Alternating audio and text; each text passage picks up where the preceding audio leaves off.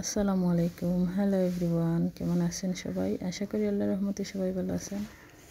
তো আজ আরেকটি রেসিপি নিয়ে আসলাম। আজ কই মাছ দিয়ে মূলা রান্না করব। আশা করি আজকের ভিডিওটি আপনাদের ভালো লাগবে। তো এই তো দেখতে পাচ্ছেন আমি মূলাগুলোকে খোসা ছাড়িয়ে তারপর কেটে নিচ্ছি।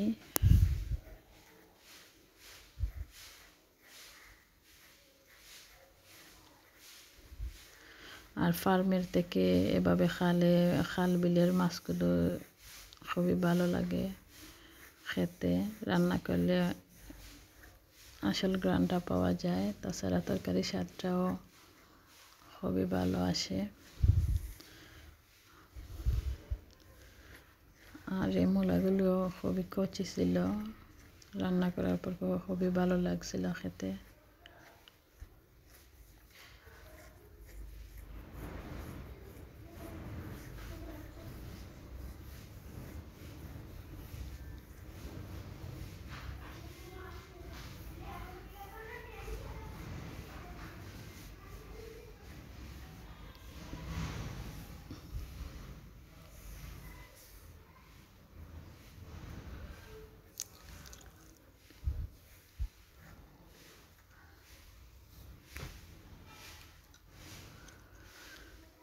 তো এই তো পাইপ্যান বসিয়ে দিলাম, মাছ ভেজে নেব তাই।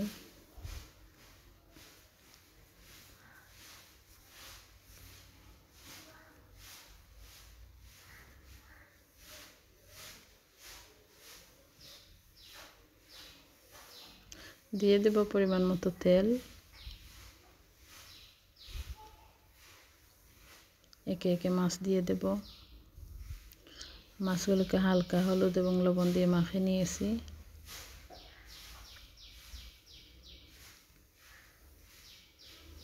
এক পাশ হয়ে আসলে অপর পাশটা উল্টে দিলাম, নামিয়ে নেব। অন্য একটা কড়াই বসিয়ে দিলাম।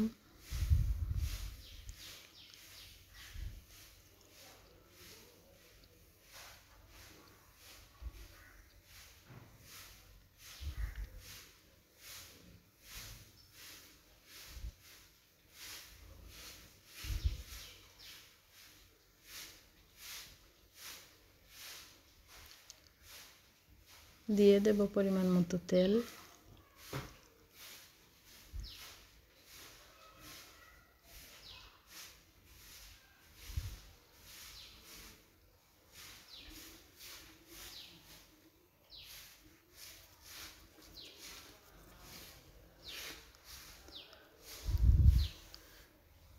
ছেঁচা রসুন দিয়ে দিলাম।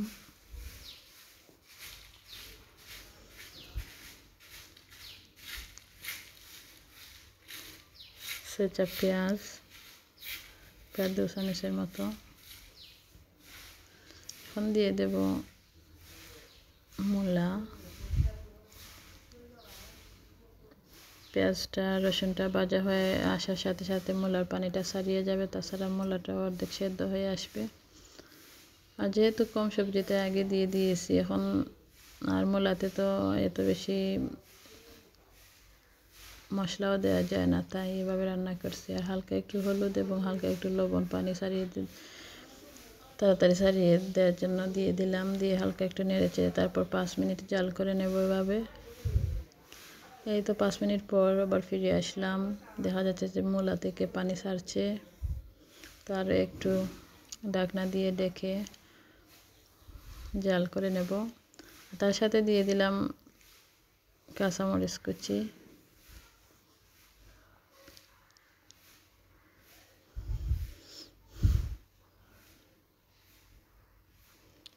আবার একটু চেক করে নিলাম কি অবস্থা। মূলার পানিটা প্রায় টানিয়ে আসছে, তাই দিয়ে দেব হলুদের গুঁড়ো পরিমাণ মতো, প্রায় 1/2 চামচের মতো দিয়েছি। মরিচের গুঁড়ো 1/2 চামচের চেয়ে কম দিয়েছি। আর দিয়ে দিলাম সাথে ধনিয়া গুঁড়ো আর স্বাদ মতো লবণ দিয়ে হালকা একটু পানি দিয়ে দিলাম, যাতে মশলাটা পুড়ে না যায়। এত বেশি নাড়াচাড়া করা লাগবে না, যেহেতু সবজি থেকে পানি বের হচ্ছে, তাই এভাবেই একটু মশলাটাকে ডেকে দিয়ে তারপর আবারও জাল করতে থাকলাম ঢাকনা দিয়ে ডেকে। আবারও 5-7 মিনিট জাল করার পর দেখে নিলাম কি অবস্থা। তো দেখতে পাচ্ছেন মশলাটার পানি এতটা টেনে আসেনি।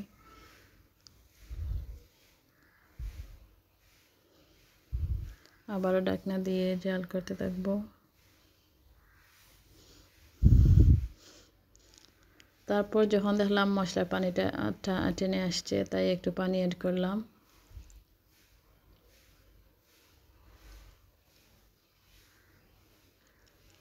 সামান্য আরও একটু পানি দিয়ে দিলাম।